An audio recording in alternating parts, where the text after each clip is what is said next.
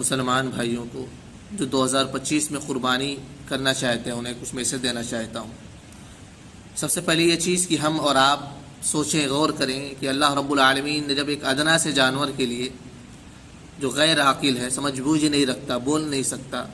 اس کے لیے اللہ رب العالمین نے ایک کنڈیشن رکھی ہے کہ وہ جانور تمام قسم کے عیوب سے پاک ہونا چاہیے، وہ لنگڑا لولا نہ ہو، تو اس کے خریدار کے لیے، اس جانور کے مالک کے لیے بدرجہ اولا ضروری یہ ہے کہ وہ تمام قسم کی برائیوں سے محفوظ ہو، تمام قسم کے شرعی عیوب سے پاک ہو، وہ حضرت ابراہیم علیہ السلام کی اوصاف حمیدہ کا حامل ہو، صراط مستقیم پر چلنے والا ہو،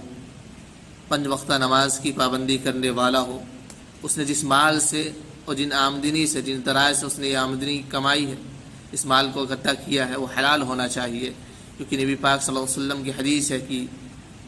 آپ صلی اللہ علیہ وسلم فرماتے ہیں کہ اللہ رب العالمین پاک ہے اور رب العالمین پاکیزہ چیز کو ہی قبول فرماتا ہے۔ مسلم شریف کی دوسری حدیث ہے، حضرت عمر رضی اللہ عنہ بیان فرماتے ہیں کہ آپ صلی اللہ علیہ وسلم نے فرمایا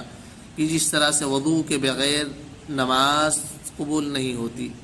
اسی طرح سے حرام مال سے کیا گیا صدقہ اللہ رب العالمین قبول نہیں فرماتا۔ تو میرے بھائیوں، ہماری قربانی کس طرح سے قبول ہوگی؟ جو حرام ذرائع سے اور حرام مال سے خریدی گئی ہو۔ اس لیے میرے بھائیوں، جو حرام ذرائع سے مال کماتے ہیں، کھاتے ہیں،